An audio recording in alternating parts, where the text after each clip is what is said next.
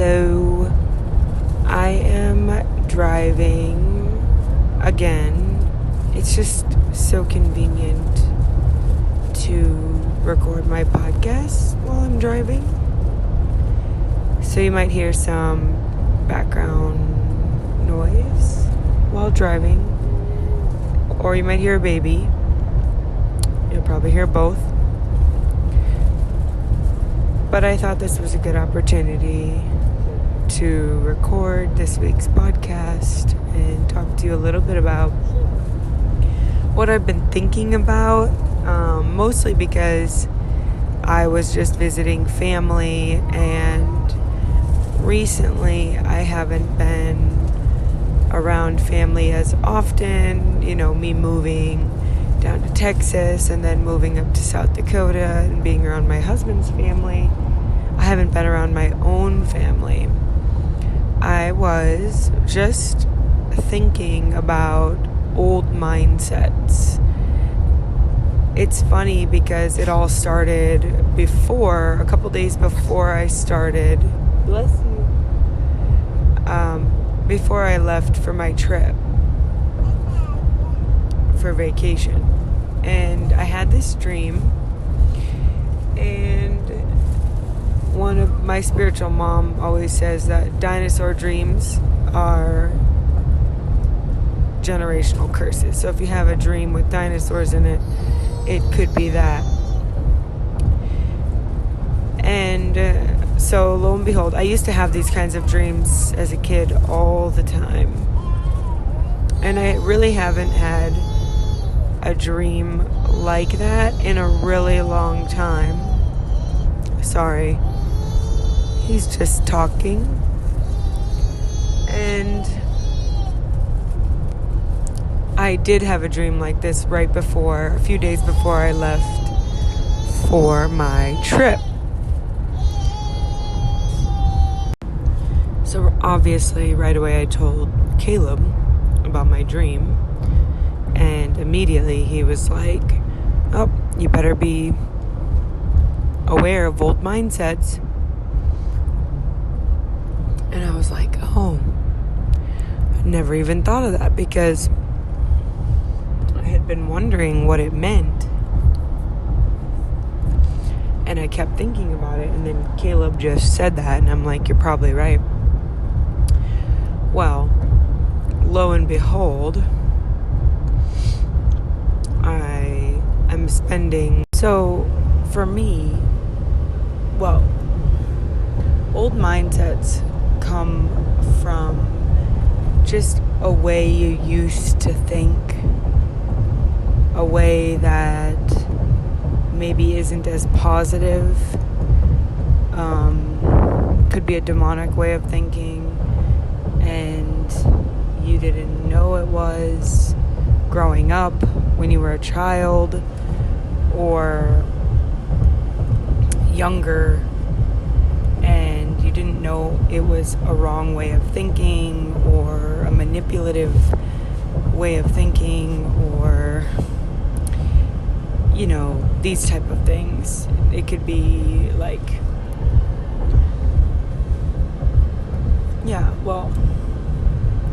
anyways, so this can happen. Let's say you had a way of thinking when you were like growing up that was not good. Like you would manipulate people into getting them to do what you wanted them to do or something, for example. But time goes on, and now you've changed. You realize that was wrong, and then you don't want to do that anymore. Let's just say you've had only people in your life that did that, and that was your only, way of understanding of communicating, and you just thought that was the only way. Well, you probably realized that was wrong. Sorry, I keep doing this because there's a fly in the car, and it's so annoying to drive with a fly around your ankles and it touching you every 2 seconds. Then again, Everest is sleeping, so I really don't want to wake him up. I woke him up last time with the windows, so I'm not going to do that again. So anyways, back to the old mindsets. Now you've changed, you've spent time growing up, or maybe away from family, and you're different now. Years and years have passed. Well, what can happen is you can get back around family, and then you can get back into an old way of thinking, a way of thinking that is toxic and hurtful, a way of thinking that is damaging to relationships, so to speak. And I think I once heard a pastor say to me that when we do get around family, we have to be very aware of old mindsets and old ways of thinking that are toxic. And we have to be intentional about counteracting, or intentional about praying, intentional about guarding our thought process, guarding our hearts in these situations, so we're not giving into toxic thoughts, giving into old familiar spirits that try to taunt us or try to get us to bend and, try to get us, it's such a seductive thing, this Jezebel spirit of manipulation, and it's a seductive thing, not seductive like sexually, but seductive like it wants to seduce you into giving in to this familiar spirit, and then just giving into your flesh and retaliating when somebody says something that touches on an old wound, or your family knows you, bro. They know how you are. They know what gets under your skin. They grew up with you. And so a lot of times in family situations, families are one way when they're younger, and obviously you change. People all change. We're constantly changing. But parents like to put the kids back into this old role, when we all get together, or when families get together. There's this tendency for families to fall back into the old roles of when they were brand new family or young family, you know what I mean? When that's just simply not the case anymore. And the kids have grown up, the parents have grown up, the kids are now having their own kids and raising their own kids and being parents. So the dynamic has completely shifted. Definitely what I've found in my family. The dynamic is 100% different. I'm a parent now. My siblings are parents, finding their own ways, dating, getting married, all these. And so the dynamic has changed. Now our parents are grandparents, and their role has changed. Yes, there'll always be parents, and yes, we'll always be their kids, but their role has become now mainly grandparent, which, when it comes to grandkids, takes a back seat to the rules and desires of what the parent has for the child. Now, grandparents are not a backseat in terms of love and affection and having fun. They are the front seat in that regard, obviously. The reason we get together is for us all to have fun and to enjoy each other and, share company. That's the whole point. But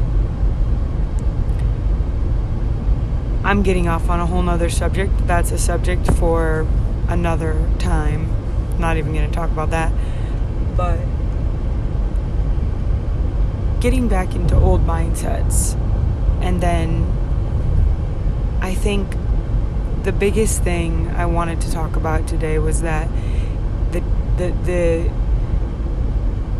how seductive it is to fall back into that old mindset, but to not fall back into it. So I had a situation where that happened recently, over the 4th of July, specifically. And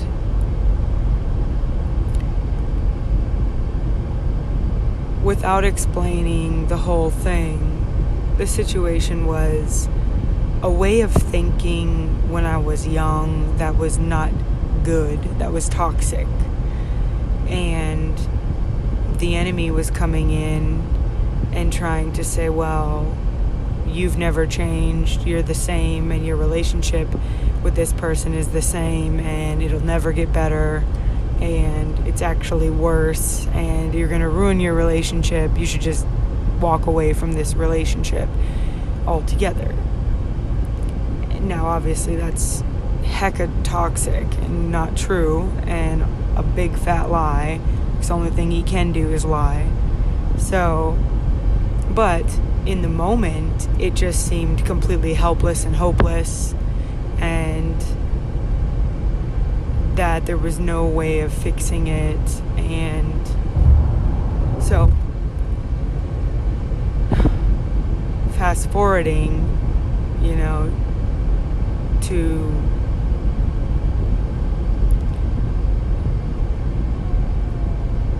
really sitting down, praying through this, asking the Lord, what do I need to do, to make this work? Praying for this person. Speaking life into this person, right? Speaking life into our relationship. Speaking the truth that the Lord called us together, as a family. And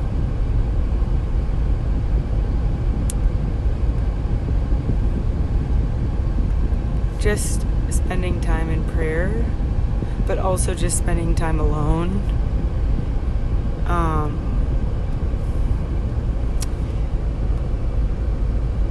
And then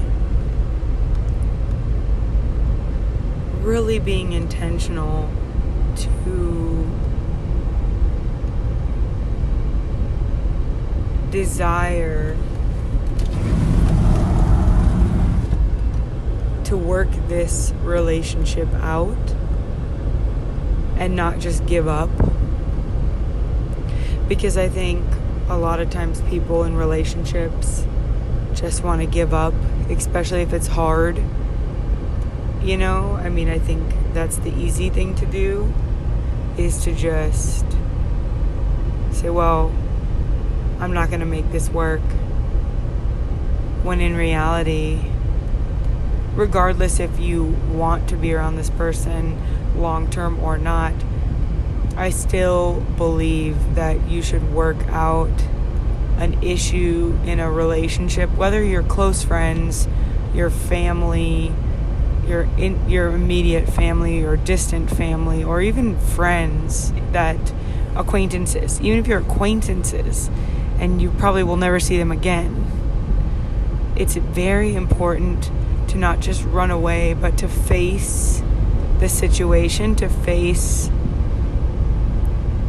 the issue, because yes, you can run away and that's the easy thing. But if you're just going to run away from everything, then you're never really going to grow. You're not going to, like, why would you want to be in so cowardly that you wouldn't face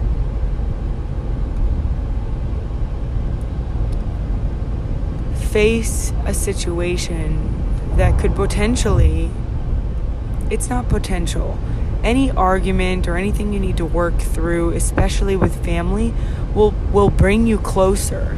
Not only with that person specifically, but I mean, working out a conversation in love, working out a conversation with a genuine heart to hear the other person's perspective and side will bring you closer. I once heard a pastor say this conversation, it was a very, very hard conversation to have a few years back, and he said, this conversation is going to bring us closer, not farther apart. And that really hit me, because it was one of the hardest conversations I've had, you know what I mean? One of the hardest conversations I have had in my life, but it made me feel so safe to know that his heart was for us to grow closer. That the super hard conversation was meant to bring us closer, not farther apart. That he was for me in this really hard situation, that I could be free to share with him, you know, everything that was going on. And so I think in those situations to definitely, so anyways, we connected and we didn't discuss too much. It was more, you know, apologizing on our, you know, to each other. So, I mean, that was good. And I think the biggest thing with old mindsets is you'll feel the temptation, and the jerk reaction is this toxic thing that is so familiar to you about a person or a situation. But I urge you to stop before you say something or do something you'll regret, and hear the Lord about the situation, because when you're in relationship with the Lord, He's gonna tell you the proper approach for the situation, even when it's as seductive to retaliate or, you know, fire back. But God will give you strength to hold your tongue. The Bible says that to tame your tongue is the hardest thing. And I mean, I agree, it is. And gosh, I wish you could see the scenery I'm looking at right now. It's like crazy mountainous. South Dakota is so gorgeous. Oh my gosh, I love this specific spot on my drive. It's incredible. It's so stunning. Mountains and trees, and the grass is so green, and the trees are so full. and the mountains are so tall, and just, I don't know, this like is probably a terrible description, but broad-shouldered, like you'll see mountains and they're like, they have like a peak, like a distinct peak, but the mountains in South Dakota are broad-shouldered in the sense of like they're broad at the bottom, but they're broad at the top. The base is as wide as the base on the top. Like they're just strong mountains, and they're maybe not mountains, they're more like hills, but or dunes, or not really dunes. There's pine trees on them, you know. Anyways, I wish you could see it. If I were Bob Ross, I'd paint you a picture with my words, but I'm not. So, anyways, where was I? I think the biggest thing to combat these thoughts is hearing the Lord, taking time, praying for the person and for the situation, and then going to the person directly. Biggest thing, also is hearing the Lord's heart for that person, and then going to talk to them directly. If you need to have a conversation about it, to hear the other person and then them hearing you, that is huge. And then working it out and not running away from the situation that doesn't help you or the other person or anyone around you, because if you do that, you'll continue to run for every situation, for every problem you have, and that doesn't grow you. It doesn't strengthen your heart, because when you are brave and you, like, if you don't face these kind of situations, you'll grow anxiety, and it will grow in your heart. It will grow in your life, because you'll continue to just run away when things are hard, when things are difficult, communication-wise. You'll run from even the most dear relationships you have, and fear will grow, anxiety will grow, you won't ever work things out, and you'll be running in fear your whole life. Don't do it. Don't do it. Face this situation, face the problem, face the old mindset, and speak truth over the mindset. Speak truth about what is happening. Speak according to the Lord's heart for the situation and the truth, right?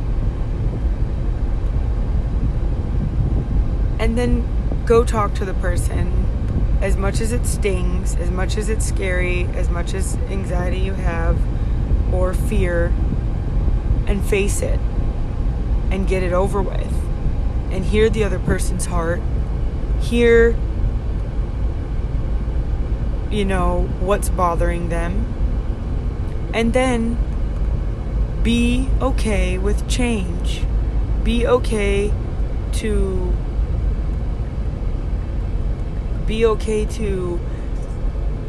alter the way you think, alter the way you act, according to what makes this situation better for all parties involved, right?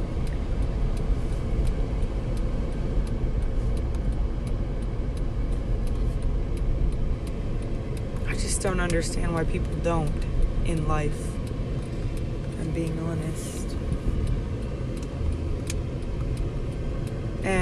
Anyways, so don't be a coward. Be brave.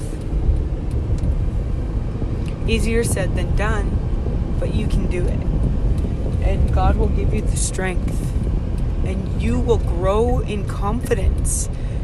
You'll grow in confidence, sis, because you will be so relieved after you work this out, after you conquer this fear of,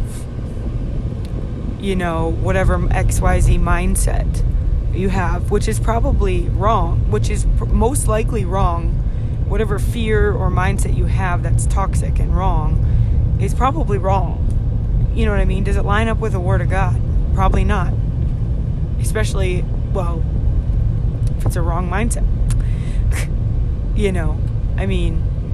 So, and sometimes we think certain things about people, and it's probably not true if it's not good, No, not necessarily with everyone, but you know what I mean.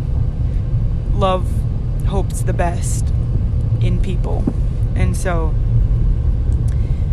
but yes, you will grow in confidence to face whatever comes your way, communication-wise. You'll grow in self-esteem to know, hey, like, I did this really scary thing. I conquered this old mindset. That's a daily thing.